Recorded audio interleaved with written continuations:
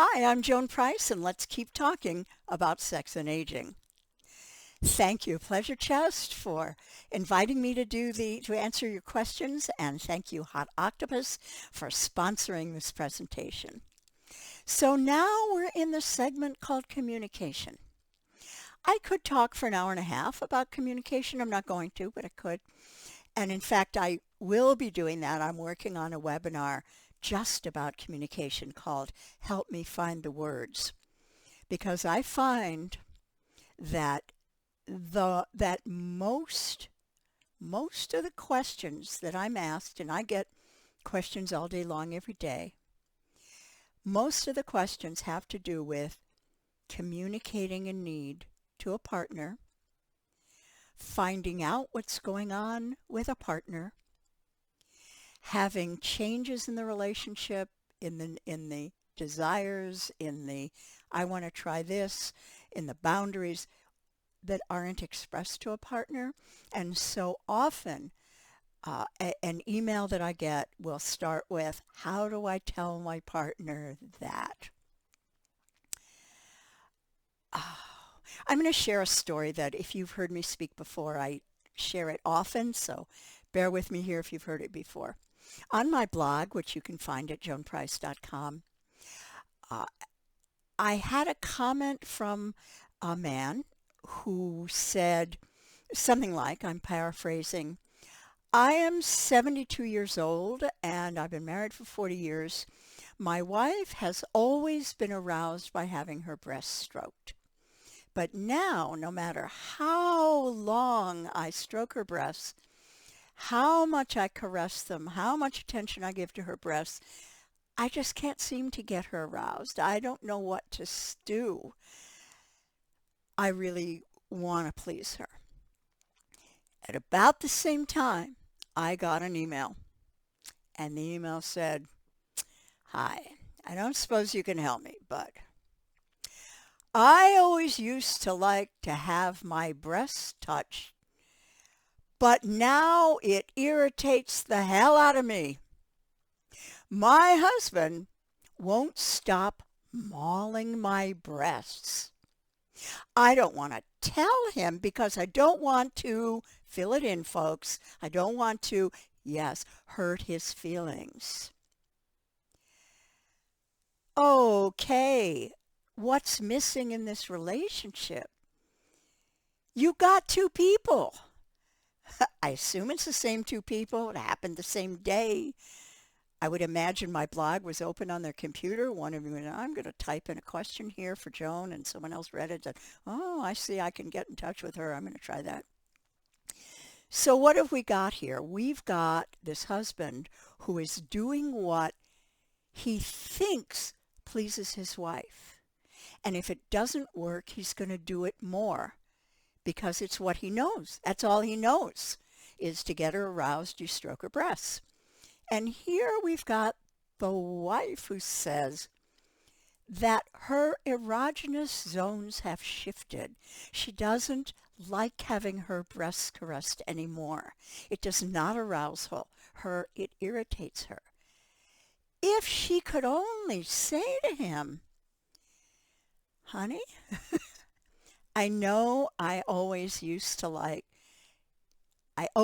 get aroused when you touched my breasts, but now that I'm aging, things are shifting for me, and I don't feel sensations the same way.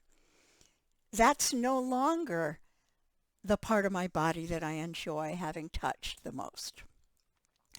Could we go on a journey of exploration to find out what I might like better now? A journey of exploration. Would you turn that request down? No, of course not. Would it hurt your feelings? I doubt it. Maybe for a second before you went, oh, golly, look what I get to do. What a wonderful exploration journey we're going to do right now. So my point is, it's always best to communicate your needs. Always, always, always. Now, there are ways to do it and ways to not do it. We wouldn't want that woman to have said, I hate it when you maul my breasts. No, That wouldn't be loving. That wouldn't be productive. But if she could do it in a loving way, like I suggested, and you probably have your own ideas of what you might suggest that she say. But instead of thinking what she might say, what might you say?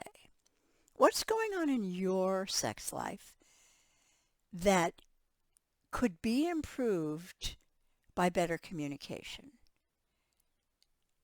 Is there something you'd like that you wish you knew how to tell your partner? Is there something you don't like so much that you wish you could not do, but without making your partner hurt, without hurting your partner? So I want you to really set that as homework for yourself, and then email me at joan@joanprice.com and tell me how well that worked. Your specific questions, though, are these.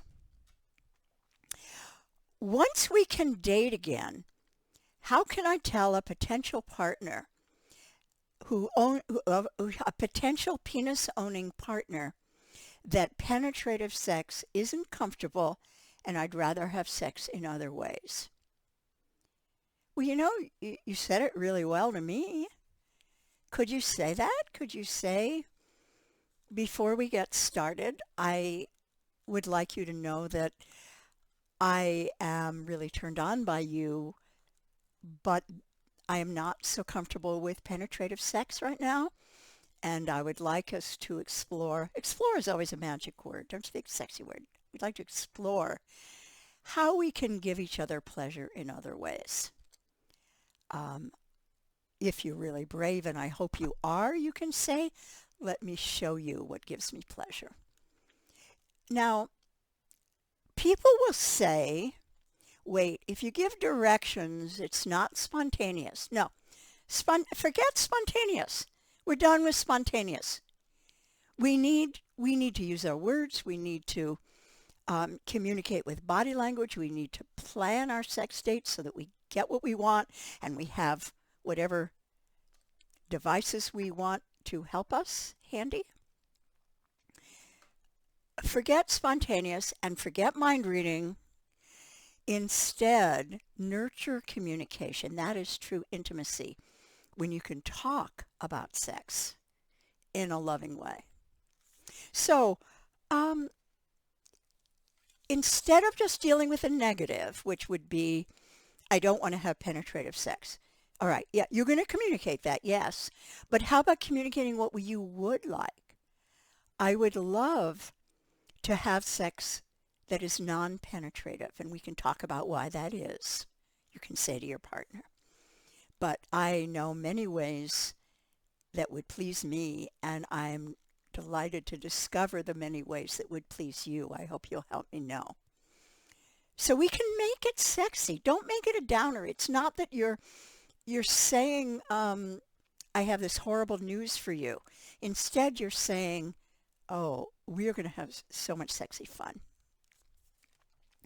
Now, that was a little long-winded because that is a very common question I get.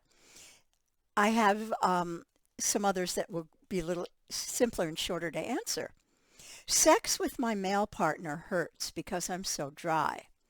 I went to Pleasure Chest and Vanessa recommended a good lube, but men don't like lube.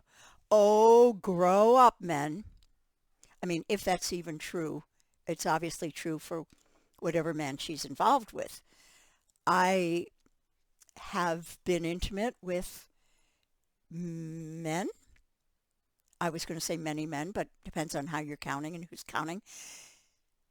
And I have never had anyone refuse to use lube when I said, I don't lubricate naturally anymore. This is what I need. Fine.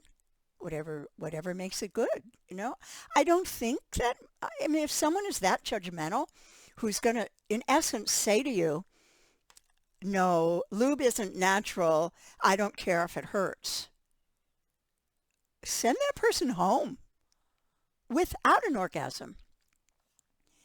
If you are partnered with that person, then you need to say to that person, you need an education about this. This is what happens as vulvas age. This is what happens that vaginas get dry. This is what happens, that for sex to be pleasurable, let alone comfortable, we're going to use lube. Get over it. Let me introduce you to my favorites. And please don't endure pain.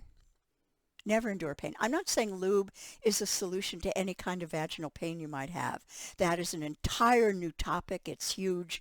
And in my books, did I tell you I wrote the books behind me? That particularly if you read The Ultimate Guide to Sex After 50, all my books are available on my website, joanprice.com, as is the beautiful Senior Sex DVD you see behind me. But in The Ultimate Guide particularly, there is an entire chapter called When Sex Hurts. And this has a lot of information, more than I can give in a presentation of this length. But please do not think that you have to accept pain. Okay. The next question, a little more lighthearted unless it happened to you. How can I better communicate with my partner to have better hygiene? I am experiencing more UTIs lately. Okay. So what we're going to avoid is just being totally negative. You're making me sick because you don't shower. Instead, we're going to say it this way. I am really turned on by how you smell and taste when you're fresh from the shower. I am not so turned on when it's been a while since you washed. There's always the possibility that you could say, let's shower together, and then make that shower really fun. But I think it's good to be clear. And if the person says, oh, are you saying I smell? You can say, well, I'm saying that I don't find unwashed genitals so appealing, and I am getting more frequent UTIs than I used to, or than I did before I met you, or whatever the truth is. Do not accept something being done to you that is not good for you. So try that and let me know how it works. You're probably thinking now, oh, I should have asked this. Okay, too late for this time, but we'll do it again. So I'm going to close out this segment, and when I come back, we're going to talk about non-penetrative sex, all about non-penetrative sex. For more about me, go to joanprice.com, and thank you, Pleasure Chest. Thank you, Hot Octopus. See you in a minute.